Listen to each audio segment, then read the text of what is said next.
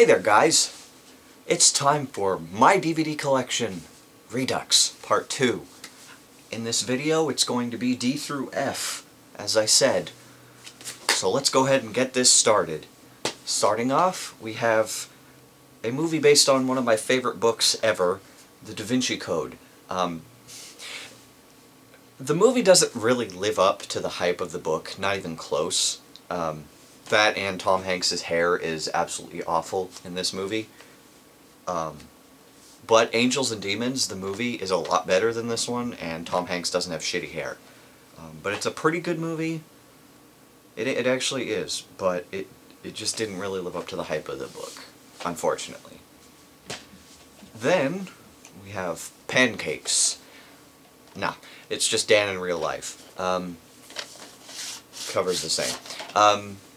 It's a good movie. It's a more semi-serious movie as compared to what Steve Carell normally does. I'm not really a huge fan of Steve Carell in The Office, but his movies are pretty good. It's a good movie. It's basically about a widower who falls in love with his brother's girlfriend, really, is all it is. It's a good movie, though.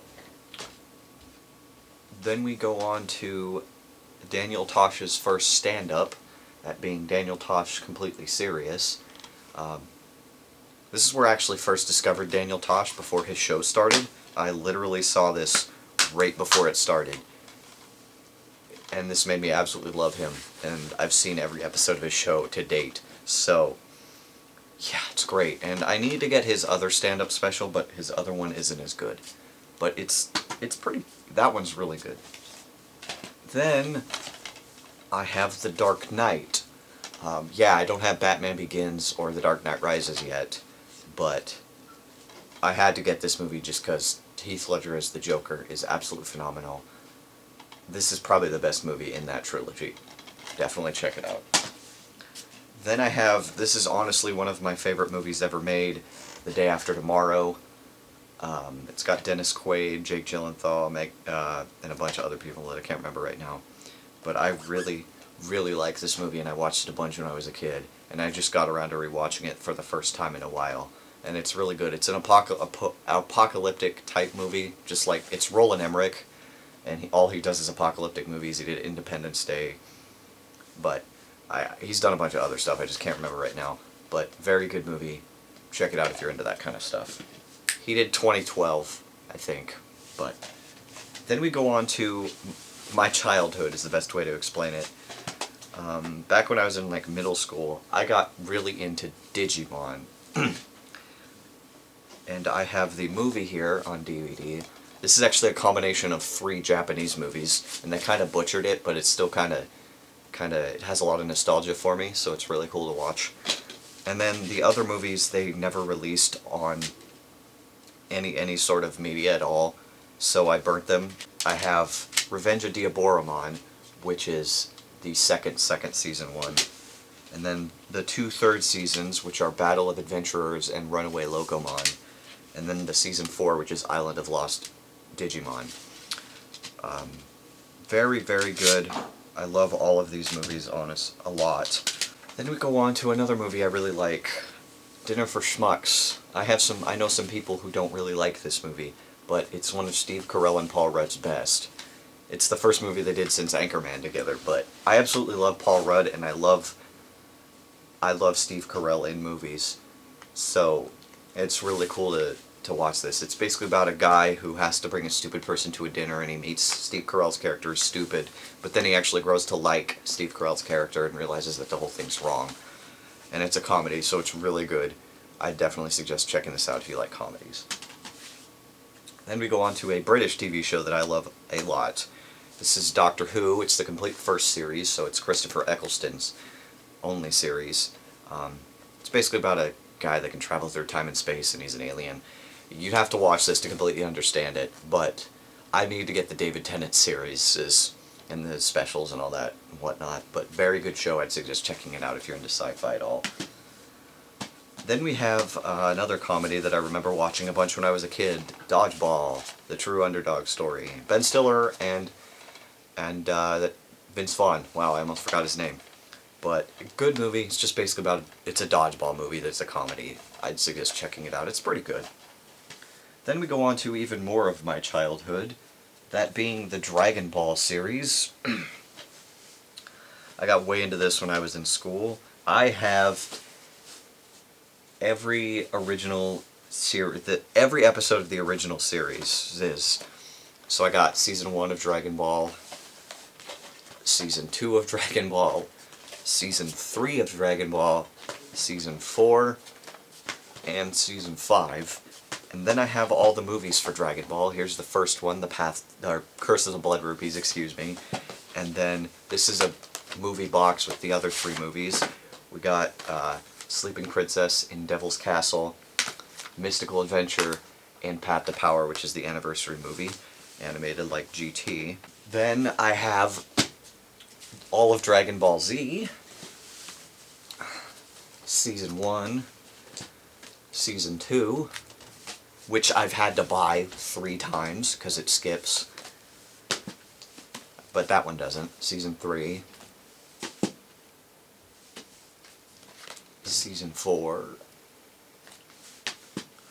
Season 5, Season 6, Season 7, Season 8, and Season 9. It's a lot. And then I have all of the movies. Let's see if I can go in order here. We got, they're all double packs. We got Dead Zone and The World's Strongest, Tree of Might and Lord Slug. I believe it's, no, it would be, then I have the 2 Coolers, Cooler's Revenge and Return of Cooler. Then I got Super Android 13 and BoJack Unbound. This is the Broly triple pack, Broly the Legendary Super Saiyan, Broly Second Coming, and Bio Broly. And then the last 2, Fusion Reborn and Wrath of the Dragon. And then the 2 TV specials, The History of Trunks and Bardock, the Father of Goku. Then I have all of Dragon Ball GT. There's only 2 seasons, so we got Season 1 and Season 2. And this season also has the Heroes Legacy GT movie. Now going back to talking about the whole thing, this had a lot of influence on me when I was a kid, and it's probably one of my favorite shows ever made. Yeah, I just absolutely love it, and yeah, the filler is a little bit ridiculous sometimes, but what do you do, you know? It's such a good show, and just the fight scenes are absolutely insane. Yeah, it's just, I'm speechless when I think about it because of how awesome it is. I also am working on Dragon Ball Z Kai, which is basically Z without the filler, so it's a lot shorter, and that stops at the Cell Saga, except they announced that they were going to keep doing it in Japan after like a 3-year, you know, pause. So I have Part 1, these are the parts. So this is basically episodes 1 through 13, Part 1. And then I got Part 2, Part 3, and Part 4, which is out of print, so it was a pain in the butt to get. I actually bought Part 5 on Amazon, and it came with the box, but no DVDs. I got refunded, but still kind of annoying, because I still want to own that. Then we go on to DVDs of one of my favorite bands, Dream Theater. I absolutely love their music. Progressive metal, if you don't know what they are. I'll start off with our first one, which is actually 2 DVDs in one. It's Images and Words Live in Tokyo and 5 Years in a Lifetime. Yeah. There's that one. And then there's Metropolis 2000 Scenes from a Memory, where they perform one of their albums in its entirety. Then I have Live at Budokan. The Budokan is a very large arena in Japan. A lot of famous artists have done a live album there. Ozzy, Cheap Trick, Pink Floyd. I don't know about Pink Floyd, sorry. But one of my favorite of their live songs is on this album. And then there is Score, score. This is their 20th anniversary world tour concert, where the second half of the entire concert is backed by an orchestra. And then there's a third disc on here that's just documentaries and whatnot. But very good concert, one of the best live DVDs I've ever seen right here. And then we have Chaos in Motion. This is their Progressive Nation 2007 tour. Like, I saw basically most of this concert when I first saw them. Very good. Not as good as Score. Score is their best one. They actually have a new DVD and Blu-ray coming out here in May, and I'm going to be picking it up in a heartbeat because it's their new album, and I love their new album. Then we go on to My Only E DVD, that being E.T. Very good movie. I finally rewatched it for the first time in almost 10 years, and it is fucking awesome. I actually had no idea this movie was almost 2 hours long. I had no idea, but very good movie. Most people have seen this. If you haven't seen it, go watch it. Seriously. Then we go on to F. I went through a phase where I really liked Family Guy. But I don't own actually any of the series. All I have is this Stewie Griffin The Untold Story, which is that 3-episode thing that ended up on TV later, and then the three Star Wars specials: Blue Harvest, something, Dark Side, and It's a Trap. Family Guy is okay. It's not the best thing in the world, but it's alright, and I kind of really don't watch it anymore. I'm half tempted to actually just get rid of these, or give them to a friend. I might just do that. Yeah. Then we go on to Disney, more Disney stuff. It's a double pack. Fantasia and Fantasia 2000. Fantasia is one of the best Disney movies for not having any words or anything. It's one of the best movies. And the music is amazing. Fantasia 2000 is shit compared to the original. It just doesn't live up to the original's, awesomeness. So, but it's okay. But Fantasia is amazing. Go check these movies out, definitely. Okay, then we go on to another anime series. Fantastic Children. I saw this on demand on Comcast, and it switches between time periods quite a bit, but it all comes together in the end. It's really hard to explain this one, because I need to rewatch it, because it's been a while since I saw it, but it's basically about a kid. In the first thing, you see a kid meet this mysterious girl who's an orphan, and he's somehow drawn to her, and he just keeps following her around, and she gets kidnapped and taken back to her orphanage and all this crap. But then you come to find out that they're both, like, descendants of these ancient people. It's really hard to explain. It's really, really hard to explain. You'd have to watch it to understand. Then we go on to a very famous anime movie and video game, really. Final Fantasy VII Advent Children. This is the 2-disc special edition with a bunch of special features. Very good movie. I like it. The lip flaps don't really work too well in the English dub, but it's still a great, great movie. And I'd suggest checking this out if you're a Final Fantasy fan and haven't seen it already. Then we have another, it's kind of semi-raunchy movie, but it's based on, like, Forgetting Sarah Marshall.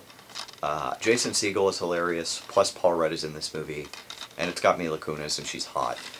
Very good movie. It's basically about a guy, a composer for TV and movies. He gets, his girlfriend is, like, a huge actress, and she ends up breaking up with him and getting together with this rock star. And then he goes on a vacation in Hawaii and runs into them there. And then he falls in love with this other girl in the hotel who works at the hotel. So it gets kind of weird. Not weird, it gets kind of interesting. Then we go on to one of the best movies ever made. Forrest Gump. I love this movie a lot. Tom Hanks, you can never see anybody else in this world other than Tom Hanks. One of the best movies ever made. If you have not seen this, go see it. I'm not going to explain it.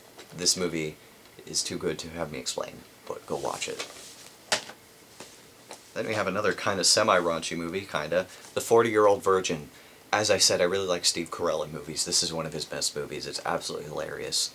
I might have to rewatch this here really soon because I like it that much. But go watch this movie, definitely. It's about a 40-year-old virgin who's trying to, you know, just get it over with.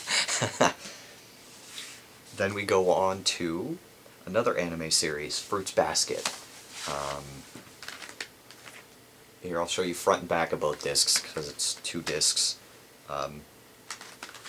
But it's basically an anime about a girl who basically likes this guy, and she ends up going to his house, and it turns out that him and every member of his family are all, they're actually animal spirits from like Chinese mythology, like the cat and the dog, and it might be Japanese, I could be wrong, but it is an anime.